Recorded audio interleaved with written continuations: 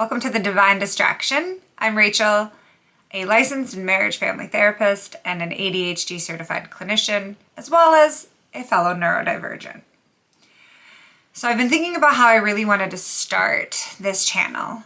And when I think about the experience of people coming into my therapy room, I often am thinking, where do we begin? Where do we begin? And what kept coming back to my thought process was, people don't necessarily know who they are. They don't necessarily understand all the parts about themselves that may define them as a neurodivergent. So I think starting at the basics, at the foundational level of understanding what a neurodivergent mind is versus a neurotypical mind would be most likely the best place to begin. So if you're here, you might identify yourself as a neurodivergent, which means you are housed in about 30% of the population of the world. And when I say that, I say neurodivergents are making up about 30% of the world's population, meaning they have been either diagnosed by a practitioner, meaning a PCP, a therapist, a psychiatrist, someone in the mental health realm, social worker, but they have been diagnosed as a neurodivergent, meaning they are umbrellaed under that term with a diagnosis of either autism, ADHD, dyslexia, dyscalculia, OCD, Tourette's syndrome, a sensory processing disorder, dyspraxia. And there's a few other things. So once again, all of those are housed under neurodivergence, which is 30%. Autism, however, is more around the 1 to 3% population. ADHD is around the 5 to 7%. So we're a little bit smaller in the realm of neurodivergency. However, looking at some of these other traits or diagnoses from the DSM is what really categorizes people. And then what we have to think about is a neurodivergent brain versus a neurotypical brain. And the thing that really categorizes them in these separate houses is that they process information differently. And so when we think about it, we think, a neurotypical brain, if we think about its operating system, it might be similar to Microsoft, where a neurodivergent operating system might be more similar to a Mac operating system. And so if we were to put this Mac operating system in a Droid, it might have some hiccups. It might not work smoothly, right? Because they're just not as compatible. So if we think about that, we're taking our operating system of a neurodivergent and we're putting it into an environment or the world that it doesn't necessarily blend well together. So when we think about a brain, I want you to start thinking about it in that realm. I have an operating system that is housed in an environment or in a hardware that it doesn't necessarily vibe with, which is why some things overwhelm us, shut us down, or make it difficult for us to just do some of our adult daily livings, our ADLs. So we can at least start having a little bit more grace with ourselves when we start to look at our brain through the perception of it processes different. It's not wired bad. It's not wired wrong. It just is wired to process the world differently. And once I started understanding that, I'm like, okay, my brain processes things differently. I started to observe, what does it process differently? How does it get overwhelmed there? What is it really good at? And I started to just collect data. So some of the top traits that neurodivergent people typically identify with, let's see if you have any. We get really focused on certain interests, kind of that hyper focus. We tend to have some repetitive behaviors. Sometimes that also looks like stemming, a movement that we do over and over.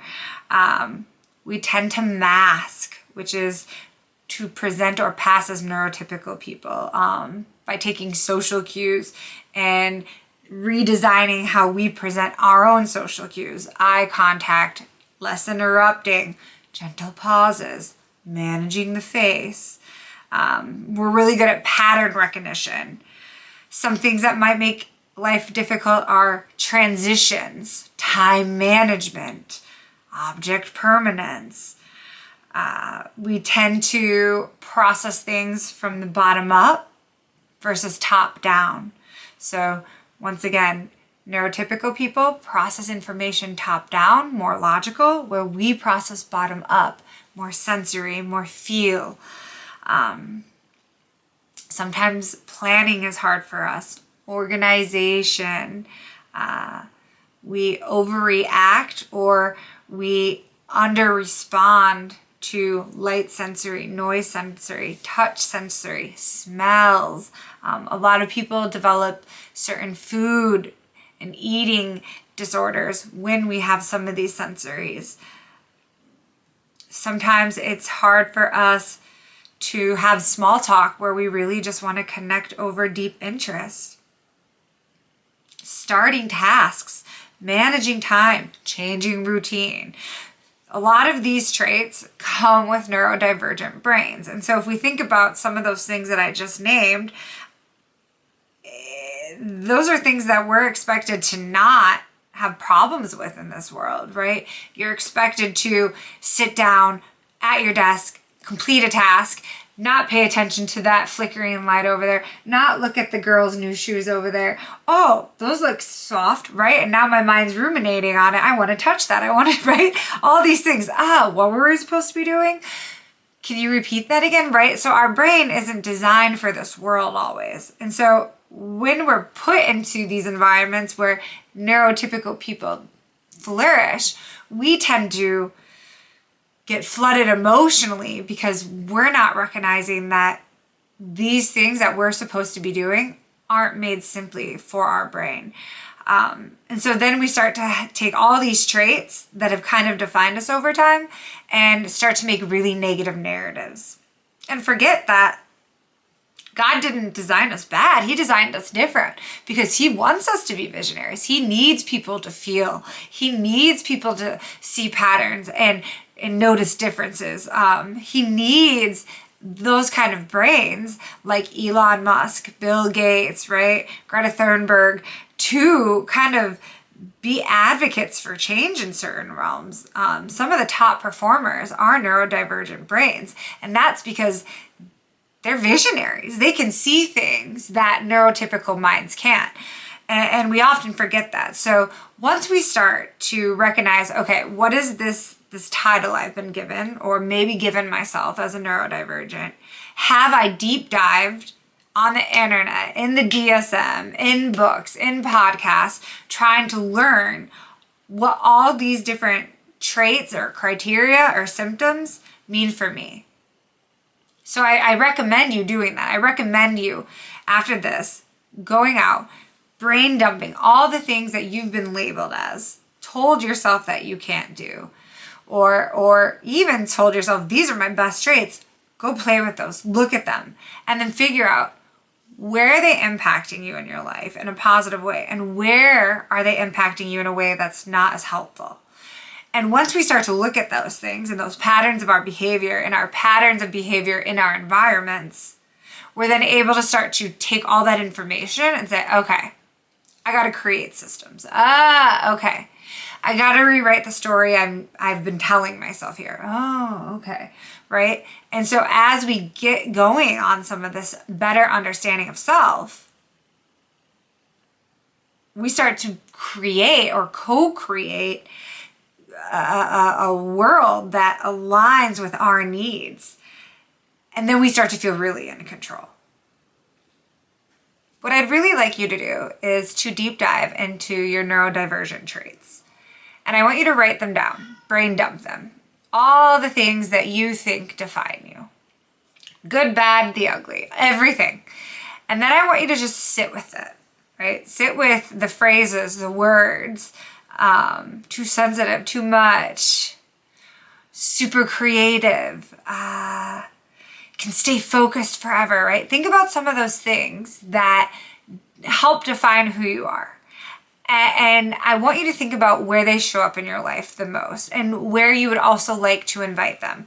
And then I want you to think about where are they helpful versus where are they harmful. And this isn't a space where I want you to become judgmental of self. It's really just, let's look. Let's write it all down. Let's sit with it. Let's observe it. Let's make some meaning out of it. Let's deconstruct it. Let's make some more meaning out of it. And really just play with it. And I ask you to be gentle with yourself with this, because this isn't an invite to self-deprecation. It's an invite to a personal journey of better defining and understanding self. Because when I can understand myself and I can define myself, I then know who my character is. And then I know what my role is. And then I start to define my mission or my purpose, which I think is what most of us are really lacking in this realm, this life. We're missing a sense of purpose, a sense of everyday value in self. So if I can take all these traits and create my character with them, I'm then going to be able to create my mission. And that's when every day starts to have meaning. And that's when we really start to become co-creator, which is actually what's really exciting about life, is when you start to recognize, oh, I get to create every day to be designed the way I want it to. And then life becomes playful and fun and light. And then we're on this new frequency, this new vibration, which is what I'm gonna start talking about, is this high vibration of feeling good.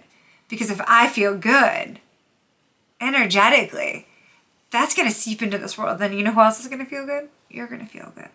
And the next person's going to feel good. So learning about ourselves is so meaningful. So re-listen, relearn some of those traits, go do some deep dives, sit with it, be with it.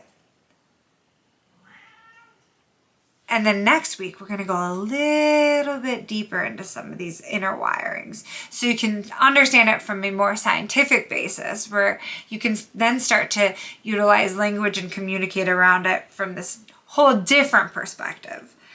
But right now, I just want you to play with some of the words that define you. And then we're going to have you start to define your life. Thank you for joining me at the Divine Distraction.